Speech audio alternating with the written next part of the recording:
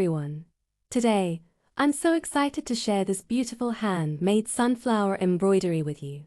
Sunflowers are a symbol of positivity, warmth, and happiness, and I want to capture that bright energy with my needle and thread. For this piece, I used a bold yellow shade for the petals with a loop stitch technique to give them a soft, realistic texture.